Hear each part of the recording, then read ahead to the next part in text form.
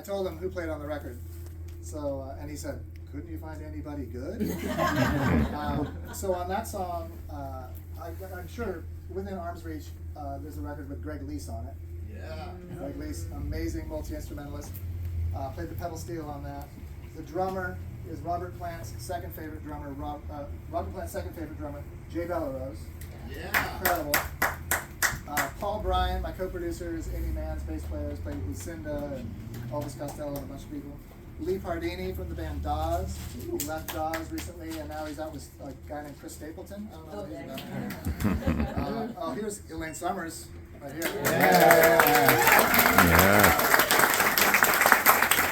Elaine Summers is our executive producer, co-wrote 6 of the 10 songs, and sings pretty good. That's good. Paul, our co-producer, called her our secret weapon. That's fairly accurate. Then we get down here. Nova Karina Divonay doesn't have the resume that everybody else does, but an incredible accordion player up in Seattle. I mentioned Greg. Gabe Witcher. Gabe Witcher is a fiddle player from the Punch Brothers. You know that group? They're pretty good players. And his resume is like every bit as crazy as Greg Leese's. And then when I wanted some electric guitar, there's a lot of acoustic guitar that I play on the album. I play a little bit of electric. But I wanted a little bit of electric lead guitar. I said to Paul, I said, who should we call for some lead guitar? He said, well, we can call my friend Rusty Anderson. He lives down the street. Yeah. I'm like, I wasn't familiar. I said, well, what's he done? He's played with Paul McCartney for over 2 decades.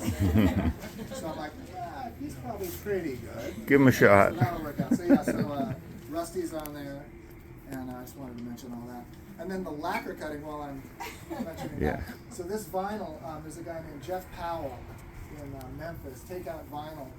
This is the guy that does all the lacquer cutting for T-Bone Burnett's records. And if you know, and a bunch of other huge records, he's amazing. If you heard about the Bob Dylan one-of-a-kind acetate, did you guys hear about this? So anyway, for those of you who don't know, T-Bone Burnett and his engineer Mike Crisante and this guy Jeff Powell, they spent years, like 3 or 4 years, developing a technique to take an acetate, which is the first thing that they cut the record into this stuff. It's kind of like the consistency of nail polish. And it's really soft, and they cut the record, and then that's how they do the plating, and then that's what makes the stampers, which is where the record gets pressed. And apparently, if you play that acetate, it's like the most primo, amazing sounding analog experience you'll ever have. And so T-Bone wanted to figure out if there's a way to put some sort of coating on there so that you could play them repeatedly, because it's so soft, if you play it like 4 or 5 times, it destroys it. And they developed it over, I think, 3 or 4 years, along with this guy, Jeff Powell. And they made a one-of-a-kind Bob Dylan record that sold for $1.8 million at Christie's. Wow. And so this is the guy that T-Bone Burnett calls to cut his records for that. That's who cut the lacquer. And then we had a guy named Alex McCullough did the vinyl pre-mastering. We did the vinyl pre-mastering from originally straight from the mixes.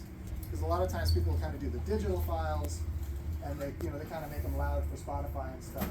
But this is like more dynamic, and I think you'd be quite happy with the sound of that record.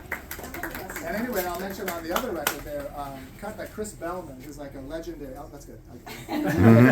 Amazing. In Bernie Grunman's studio, we got the original analog half-inch masters from the Universal Vault. Had them shipped over there, and he's a legend in like the lacquer cutting world. So anyway, mention all that. Blah blah blah. I don't know if anybody else is as interested in that as I am. All right, we're going to get back to the Fade Away Blue album. This is the opening. I mentioned the adoption stuff earlier. This is kind of the flip side of the Missing Meeting My Birth Mother story. This is a song of love and gratitude from my parents, Jan and Arnie Droge, who were just incredible parents. I'm very, very lucky to have them. And I wrote this for my dad. My dad passed away in 2015, and I knew I wanted to write a song for him. And he used to call me Kid. And so he would give me a few bucks when I was a kid. He'd say, knock yourself out, kid. And so I had the title first. You Called Me Kid. I thought, that's a pretty good title. And eventually found my way into the song. And what I was saying in the shows in the last couple of years when we were playing it, I would say I wrote it for my dad, but I dedicated it to both my parents. And as fate would have it, my mom passed away 3 days before the song came out as a single. And I say this not to bum you out. She had 90 years. She was incredible. She was a music teacher. I mentioned this last night at the Oregon Music Hall of Fame thing where they were raising money for kids' scholarships and stuff. she made just a wonderful impact on the world as a teacher. She was just completely beloved. And anyway, I think you will experience my love for my folks in this song. I also want to mention this is our radio single. And on the CDX AAA radio chart, we've cracked the top 70.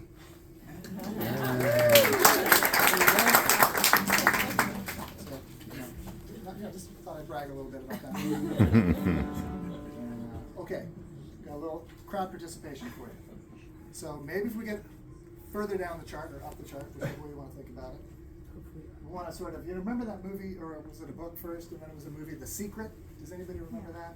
Like you manifest, like if you think about stuff and you visualize it, it will happen. And I remember I see myself, I'm in the Ferrari, and I can just feel the steering wheel, I'm going to get a Ferrari, I believe it, I really believe the Ferrari. So we're going to kind of manifest the song working its way up the charts. We don't have to go too high up the charts. I don't want to be some kind of megastar. Who needs that? That's a bother. But maybe a bit higher up might be good. So we're going to pretend this song is already a big hit, and this is the one you've been waiting for all afternoon. So when I start playing the first opening chords, you're going to erupt into applause. Yeah, that's the one. But we need to keep it somewhat restrained so that it doesn't make all the other applause feel anemic. Okay? We don't want the other songs to get jealous. Okay, so ready for this? I'm going to play the chords. You're going to erupt into applause, but not too much. Here we go.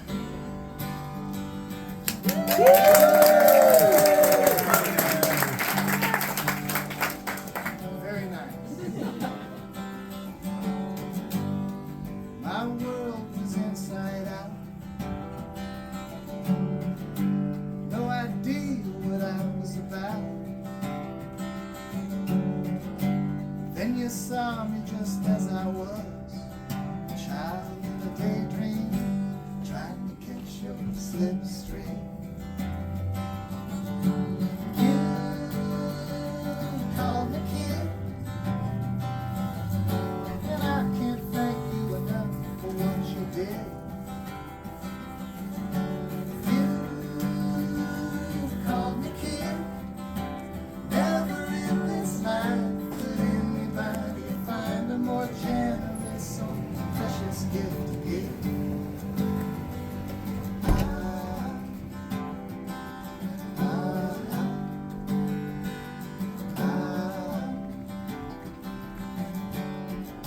I got this picture of us on the beach, holding my hand in my reach, running fast away from the wave, maybe trying to chase it. We got smiles on our faces. You called me kid, and I can't thank you enough for what you did. You called me kid, never in this life could anybody find a more generous, so precious gift to give.